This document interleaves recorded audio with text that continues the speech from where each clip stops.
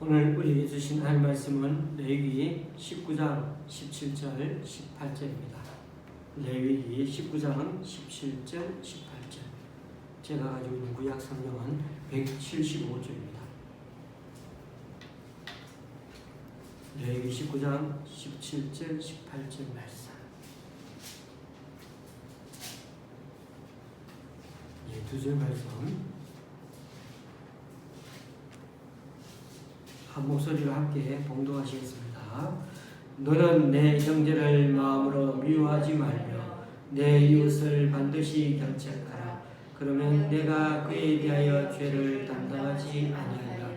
원수를 갚지 말며 동포를 원망하지 말며 내 이웃 사랑하기를 내 자신과 같이 사랑하라. 나는 여호와이니라. 아멘.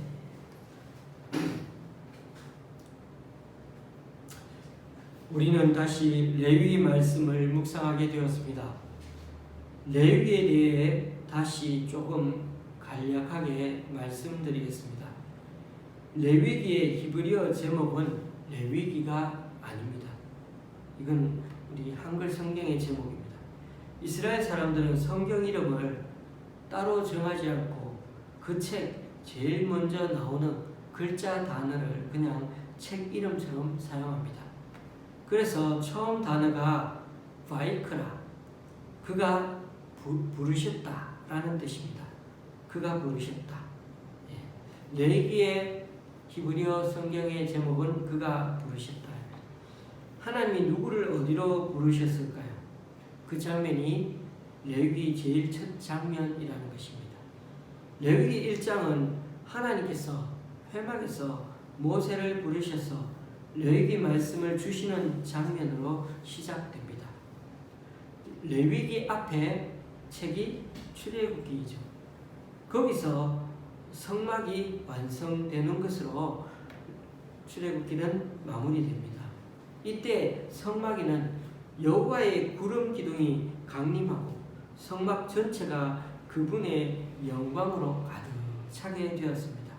그러니까 시내산 꼭대기에 있던 그 하나님의 구름이 이제는 시내산에서 내려와 성막에 내려와 있는 것입니다. 그 말은 이제 성막이 있는 그 이스라엘 백성 중에 거하시는 성막에도 하나님의 임재의 장소, 예배의 장소, 곧 성전이 되었음을 의미합니다. 그런 점에서 이제 레위기에서 하나님의 임재 장소가 시내산에서 회막으로 장소가 바뀌게 된 것입니다. 더 이상 이제는 시내산으로 올라가지 않아도 됩니다. 그러므로 레위기는 완성된 성막의 운영에 대한 얘기와 성막을 중심으로 한 생활 규범 얘기를 다루고 있습니다. 시내산 아래에서 예배와 삶에 대한 규범을 다 레위기에서 전수받은 후에 백성들은 이제 어떻게 될까요? 인구조사와 더불어서 진영을 잘 준비한 뒤에 그제야 어떻게 시내산을 떠나게 되는데 그게 바로 레위기 다음에 이어지는 민수기 내용입니다. 그런 점에서 레위기 그러면 레위인과 관련된 내용인 줄 아는데 오히려 레위 지파의 일부인 그 제사장들 지침 얘기도 나오긴 하죠. 그리고 이 책은 제사장뿐만 아니라 일반 백성들이 숙지해야 할 내용들이 참 더 많습니다.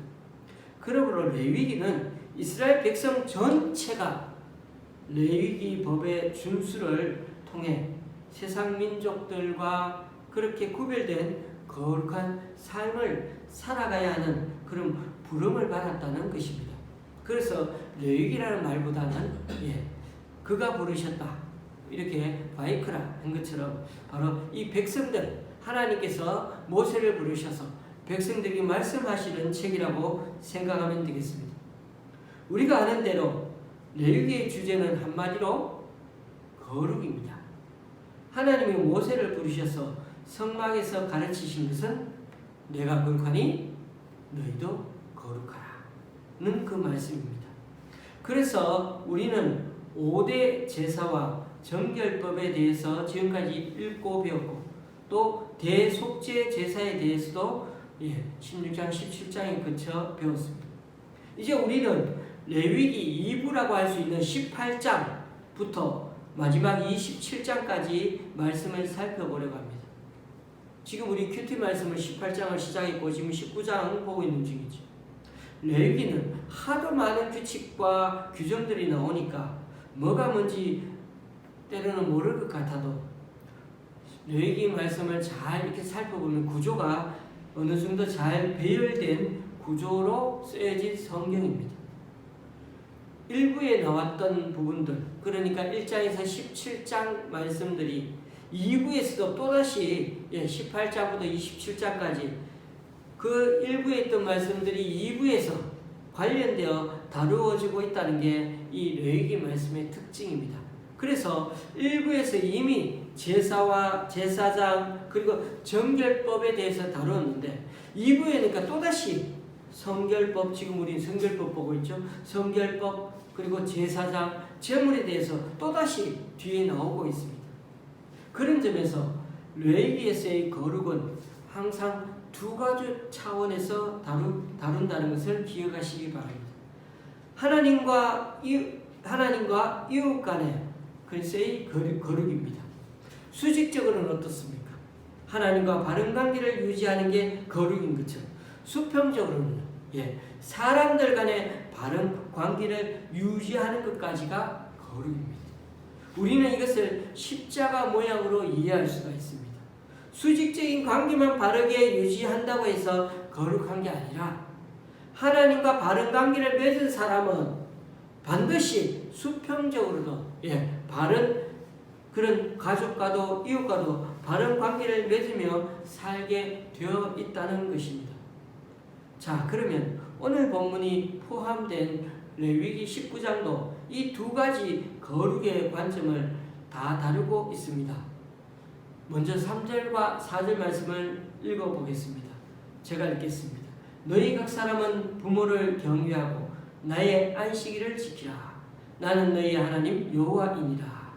너희는 헛된 것들에게로 향하지 말며 너희를 위하여 신상들을 부어 만들지 말라. 나는 너희의 하나님 여호와이니라. 나는 너희 하나님 여호와니라. 이 말씀이 계속 반복되는데요. 어쨌든 자, 여기에 나오는 명령대로 누가 봐도 십계명에 있는 것들인 것을 알 수가 있습니다. 부모 공경은 5계명이죠. 안식일은요 4계명. 신상을 만들지 말라는 것 2계명입니다. 그러니 10계명 자체가 결국 뭡니까? 하나님과 이웃에 대한 계명이고, 이것을 우리는 줄여서 어떻게 하나님 사랑, 이웃 사랑이라고 말합니다. 19장에서 이 10계명을 인정해서 강조하는 것을 보더라도 거룩이라는 개념은 그저 하나님에게만 우리가 취해야 하는 그 태도 정도가 거룩인 것이 아니라 우리 부모님과 공동체, 이웃에 관한 말씀인 것도 알 수가 있습니다. 그것도 바로 거룩과 관련되어 있다는 것입니다. 19장 말씀에 근거해서 보면 이스라엘이 거룩하게 되기 위한 첫 번째 의무는 오늘 3절, 4절에 근거해서 보면 첫 번째 의무는 부모를 공경하라는 것입니다. 공경이라는 히브리어 단어는 하나님을 대하는 태도에 쓰이는 단어가 뭐죠? 경외죠. 하나님을 경외하라. 이 단어와 동일합니다. 다만 어떻죠? 하나님에 대해서는 경외라는 말을 쓴다면 부부에 대해서는 경외라는 말을 쓰지 않고 공경이라는 한글로 바꿨을 뿐입니다. 그런 점에서 부모님 대하기를 어떻게 하라고요? 하나님에게 하듯이 하라는 의미인 것입니다. 여러분, 10계명의 제5계명이 그런 점에서 결코 쉬운 계명이 아닙니다. 그럼 두 번째 의무는 하나님을 경외하는 것입니다. 그 방식으로 안식일을 거룩하게 지키는 것, 우상 숭배를 하지 않는 것, 그리고 5절에서처럼 화목제사를 잘 이행하는 것을 들고 있습니다. 여기서 안식일 지키기가 가장 먼저 언급되는 것은 안식일 규례가 그 당시 시대에 이집트나 가나안 종교, 이방 종교에는 이런 비슷한 규정조차가 없이 오직 유일하게 안식일을 지키라는 것은 기독교의 밖에 하나님 여호와 하나님만의 독특한 명령이라는 것이죠. 다른 종교에는 그래도 비슷한 게 있죠. 부모 공경도 있을 것이고 죄를 살인하지 말라든가 이런 것들 얼마나 많겠습니까? 다 있습니다.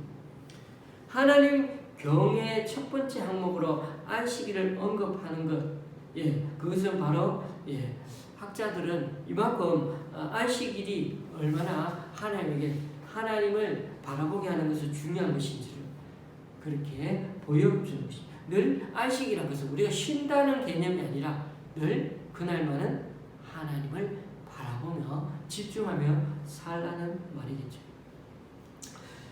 제2계명 중인 우상숭배 역시 마찬가지입니다.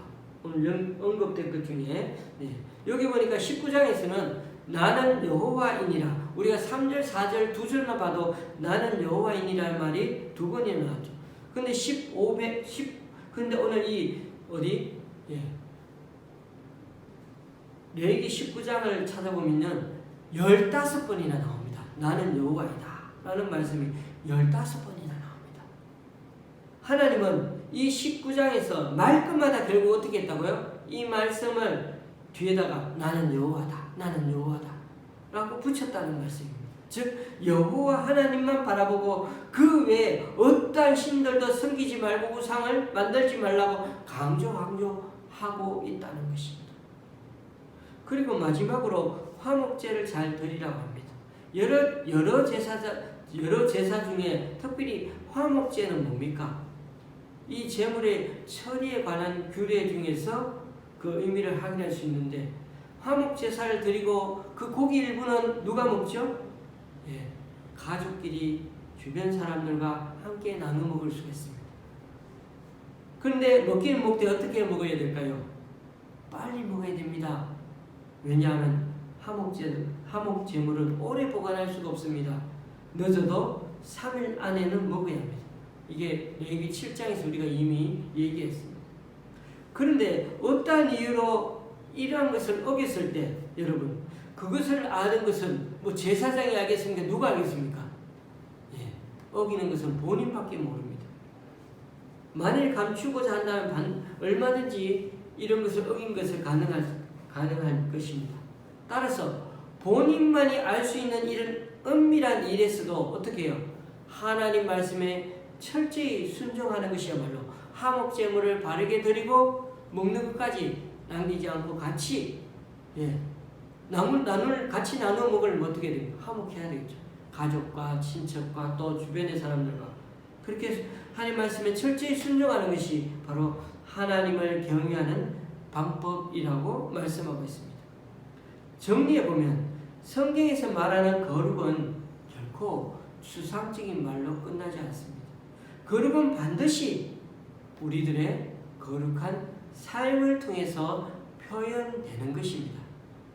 또 표현적인 삶을 그렇게 구체적인 삶을 살아야만 거룩이 어떻게 드러나게 된다는 것입니다. 말만 우리가 거룩해서 거룩해지는 것은 아니냐는 것입니다. 안식일 지키는 문제도 단지 교회 시간 잘 지켜 나오는 것 정도가 아닙니다. 부모님을 공경하는 것, 우리들 생각과 삶에서까지 그렇게 해야 하는 것이라는 것입니다. 그만큼 우리가 사실 거룩해진다는 것 쉬운 것은 아닙니다. 결국 거룩한 삶이란 우리가 일상적으로 늘 생각도 마음도 그렇게 두고서 노력하려고 애쓰려 가는 것, 우리가 일상적으로 늘 하고 있는 것을 제대로 해내는 것이야말로 바로 그것이 거룩해지는 삶이라는 것입니다. 무엇보다 우리의 마음을 담아서 행하는 것이 곧 거룩해지는 것이며 성화의 길로 가는 것입니다. 그래서 하나님을 사랑하는데 어떻게 해요? 마음을 다하고 힘을 다하고 뜻을 다하고 그렇게 사랑해야 된다는 것입니다. 여러분, 거룩하라는 말이 좀 우리에게 적용하기가 어렵다면 다른 말로 한번 바꾸어 보시죠. 제가 3년 전에 19장 말씀을 설교하다가 말씀드렸는데요. 오늘 본문 19장은 레위기 말씀 중에서 우리가 그렇게 쉽사리 지나칠 수 없는 대단히 중요한 장이 19장이라고 말씀드렸습니다.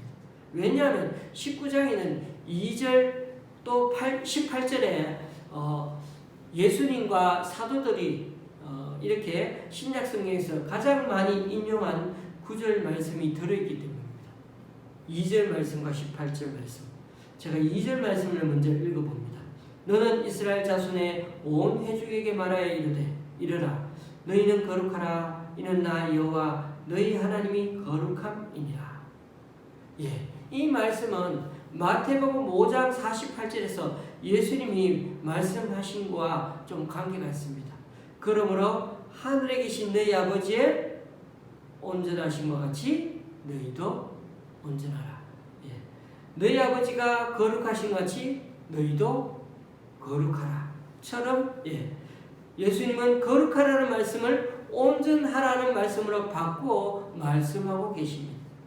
사도 베드로도 베드로전서 1장 16절에서 기록되었으되 내가 거룩하니 너희도 거룩할지어다 하셨느니라 하고 이 레위기 19장 2절 말씀을 인용하며 베드로가 설명합니다. 그러니 거룩한다는 것은 어떤 의미라고요? 하나님 앞에서 점점 온전해가는 것, 하나님 앞에서 점점 하나님 자녀다워가는 것, 그것이 바로 거룩해져가는 것입니다. 우리가 읽은 오늘 말씀 18절도 많이 인용이 되었습니다. 원수를 갚지 말며 동포를 원망하지 말며 내 이웃 사랑하기를 내 자신과 같이 사랑하라. 나는 여호와이니라. 이 말씀을 마태복음 22장 40절에서 예수님은 이 두 계명이 온 율법과 선지자의 뭐라고요? 강령이니라. 강령이라 말이 뭐라고요? 한마디로 요약한 말이라는 것입니다. 한마디로 요약한 거, 엑기스로 딱 한마디로 말한다면은 이 구약 성경 39권에 있는 나오는 말씀들을 온 율법과 선지자의 예언을 딱 한마디로 요약한다면 레위기 19장 18절이 된다는 것입니다. 사도 바울도 내 이웃을 내 자신과 같이 사랑하라고 하신 말씀 가운데 어떻게 중요한 모든 계명이 다 들어있다고 갈라디아서 5장 14절 온 율법은 내 이웃 사랑하기를 내 자신같이 하라 하신 한 말씀에서 이루어졌나니. 그런 점으로 보면 말입니다. 레위기 19장은 얼마나 중요한지 모릅니다. 예수님과 사도들이 많이 인용을 해가지고 율법과 선지자의 그 핵심의 말씀이라고 인용한 것이 바로 이 레위기 19장이거든요. 레위기 19장의 내용을 요약해보면 너희도 거룩해야 한다는 것이죠. 그리고 거룩함의 핵심은 우리의 이웃을 어떻게 해요? 우리 자신의 몸과 같이 수준이 어디까지 내 자신을 내가 사랑하는 것처럼 다른 사람을 그렇게 사랑하라. 여러분 내 자신을 내가 얼마나 사랑할까요? 완전 우리는 뭐라 그러나 본능이라고 그러나요? 내가 내 자신을 사랑하는 건 가려서 합니까? 아마 우리 모든 세상 사람들은 자기 자신을 사랑하는 가장 잘할 겁니다. 그래서 2절의 내용이 18절과 연결이 되어야 합니다. 그것이 바로 레위기 19장의 핵심 내용입니다. 교우님들, 우리가 예수님을 처음 믿게 되었다고 칩시다. 사람을 데리고 와서 예수 믿게 했습니다. 그러면 나는 무엇을 하며 살아야 할 것인가? 저는 무엇을 하며 살아야 되죠? 그 새 신자가 얘기할 때 우리는 어떻게 얘기해야 됩니까? 무엇을 가르쳐야 됩니까? 그 질문에 우리 여러 가지 답을 줄 수 있습니다.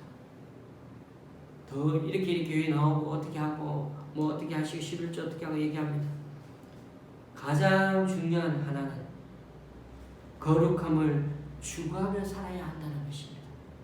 예수 그리스도를 구주로 믿는 사람은 성결, 거룩함을 계속 이제는 추구하며 살아야 한다는 것입니다. 그래서 이것을 신학적인 용어로는 뭐라고 그럽니까? 성화라고 합니다. 예수님을 구주로 믿는 사람은 그 순간부터 평생 거룩함을 추구하며 사는 길을 따라가는 것입니다.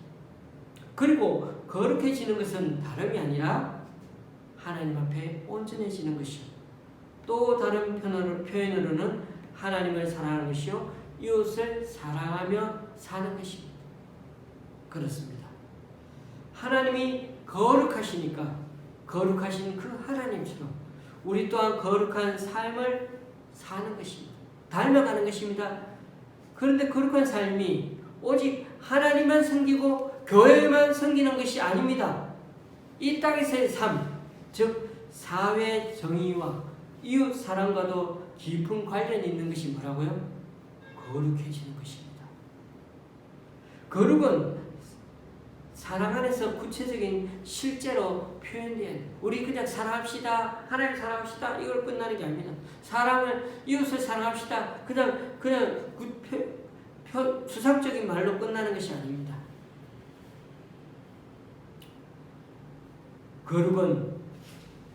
거룩한 백성은 나 자신을 아끼고 나 자신을 위해서 가장 제일 많이 돈을 쓰듯이 우리의 이웃을 위해서도 그만큼 돈을 쓰려고 또 애를 쓰고 또는 참아내려고 하고 배려하고 섬기려고 하고 그렇게 사랑하려고 하는 것이 바로 거룩한 백성이 되어가는 과정이라는 것입니다.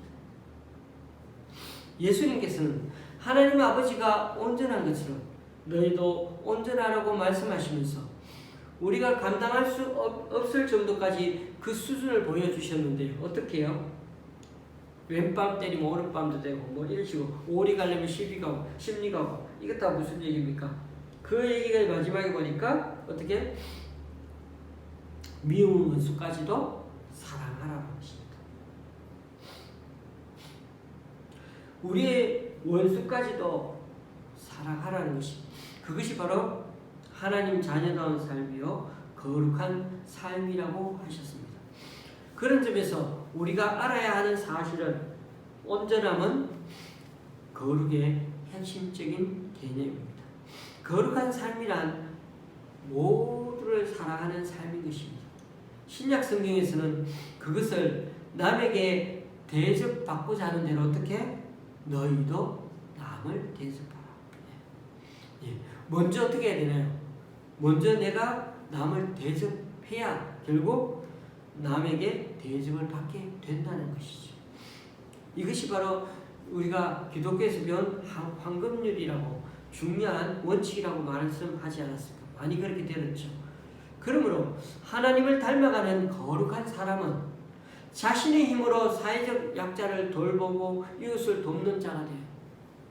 그래서 레위기 이 19장 말씀을 잘 한번 읽어보시면 사회 정의와 인권을 위한 법이 그런 얘기들이 엄청나게 가득 차 있습니다. 세상에서 이렇게 많은 사람들이 남을 배려하는 거 좋은 말들이 많이 있는데 세상에도 많은 걸 왜 이게 적어놨지? 라고 하는데 결국은 그게 뭘까요?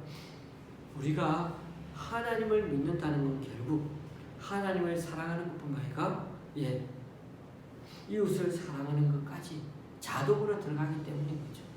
하나님을 사랑하고 하나님을 닮아가려는 사람은 당연히 내 이웃을 사랑하려고 하는 그 모습이 나타나게 되었다는 것입니다. 우리가 정말 천국 가고 싶다면 하나님을 진짜 사랑한다면 이 사회적 약자와 장애인, 소외된 사람을 돕고 그들과 더불어 살아가는 길을 앞으로도 이 땅에 있는 동안은 적극적으로 모색하며 살아가야 하는 것이 마땅하다는 것입니다. 우리 교회도 아시다시피 어려운 삶을 살아가는 분들이 여러 분 있습니다. 구체적으로 그분들 성함을 말씀드리지는 못해도 하나님께서 이분들을 우리 교회로 보내주신 것만은 확실합니다. 목사님, 왜 우리 교회는 이런 사람만 오는 걸까요? 천만의 말씀, 만만의 말씀. 이런 불평을 한다면 우리는 여전히 앞으로도 갓난아이 신앙 수준에서 벗어나지 못하게 될 것입니다. 갓난아이는 오직 누구만 생각하게 될까요? 자기만 중요합니다. 그러나 하나님은 우리들을 통해서 하나님 나라 사역을 이 땅에서 계속 이루어가고 열매 맺어가기를 원하십니다. 우리가 이렇게 이웃을 품고 살아가는 것 그 자체가 곧 우리들의 무엇을 이기심, 탐욕을 극복하는 삶이 되는 것입니다. 이제 말씀을 마칩니다. 하나님을 믿고 구원받은 우리들이 하나님처럼 거룩해지는 것, 성결은 결코 구원의 조건이 아니라, 천국 가기 위한 조건이 아니라 구원의 열매입니다. 하나님이 성결하라고 거룩하라고 말씀해 주시는 것은 우리가 하나님의 백성인 것 자녀이기 때문에 말씀해 주시는 것이, 너희가 이렇게 살아야 애굽에서 건져 주시겠다라고 말씀하신 것이 아니었습니다. 19장 36절 말씀을 보십시오. 나는 너희를 인도하여 애굽 땅에서 나오게 한 너희의 하나님 여호와이니라. 무슨 말씀입니까? 내가 너희를 구원해 주었으니 너희는 앞으로 나 여호와 하나님처럼 거룩하게 성결하게 너도 하나님 자녀답게 살아가라 라고 하는 말씀 아니겠습니까? 하나님께서 당신의 백성들, 구원받은 백성들에게 요구하는 것은 거룩이요 성결입니다. 그것은 의식적이거나 위치적인 것이 아닙니다. 그 말은 뭡니까? 우리가 하나님의 자녀에게 이미 다 된 것처럼 그렇게 해서 거룩한 자가 다 되어서, 구원받았다고 거룩한 자가 다 되었다고 해서 그렇게 말씀하신 것이 아니라, 우리의 모습은 여전히 자격도 안 된 거룩한 자가 아닌데도, 하나님 자녀가 될 조건도 안 되는데도 하나님께서 우리를 하나님 자녀라 불러주시니 이제는 앞으로 어떻게 해요? 그렇게 살아가려고 몸부림치고 하나님 자녀답게 되어가려고 하는 그 모습이 바로 성결이라는 것입니다. 일상 속에서 우리는 앞으로도 계속해서 그 모습을 닮아가는, 자식은 부모를 닮아가게 되어 있습니다. 우리는 우리 아버지 하나님 아버지를 닮아가는 것, 그것이 거룩해지는 것입니다. 지난 주일에 우리는 시편 89편에서처럼 인자와 성실하심이 넘치시는 그 하나님을 닮아가서, 우리 또한 우리 이웃을 향해서 변함없이 그 인자와 그 성실함처럼 받아주고 챙겨주고 배려하며 살아가자고, 그렇게 거룩해지는 길이라고 말씀하지 않았습니까? 특별히 우리 교회 공동체가 거룩한 공동체가 되기 위해서는 연약한 이웃을 배려하는 것을 잊지 말아야 합니다. 하나님은 약자를 배려하고 섬기는 것이야말로 나도 모르게 천사를 대접하고 주님을 대접하고 있는 것과 같다고 했습니다. 그러므로 우리 그리스도인은 하나님을 경외하는 것과 동일하게 살아있는 우리 부모를 공경해야 하며 이웃 사랑하기를 우리 자신을 사랑하는 것 같이 해야 된다는 것입니다.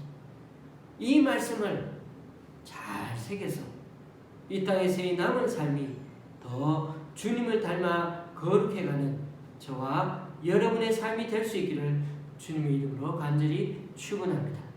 기도하시겠습니다.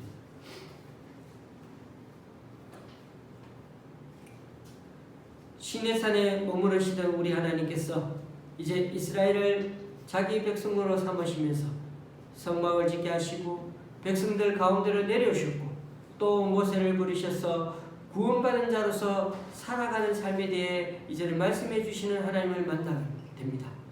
하나님께서 이제는 자녀로 받아들이시고 이들을 더욱 거룩하게 온전하게 그리고 하나님 자녀답게 살아가게 하신 것처럼 이 거룩하라는 말씀이 그저 두렵고 떨리는 마음으로 하나님 앞에 서라는 말씀만이 아니라 수평적으로 우리 이웃을 우리 몸처럼 사랑하듯이 그렇게 배려하고 마음 다해 사랑하라는 말씀으로 또한 우리가 듣게 할 수 있도록, 듣게 깨닫게 할 수 있도록 인도해 주심을 감사합니다. 그러므로 주님, 이스라엘 백성들이 애굽에서 구원받은 자답게 주님 따라 거룩해지는 삶을 살아간 것처럼 우리 또한 예수님을 따라, 성령님 따라 우리 이웃을, 우리 가족을, 우리 부모를 우리 자신처럼 사랑하며 살아갈 줄 아는 우리들이 다 되게 하여 주시옵소서. 자식이 부모의 올바른 모습을 닮아가듯이 우리 또한 우리 아버지 되시는 하나님을 바르게 닮아가는 심정으로 늘 감사한 마음으로 하루하루 이 땅에서 최선을 다하며 살아가는 남은 3일이 되게 하여 주시옵소서.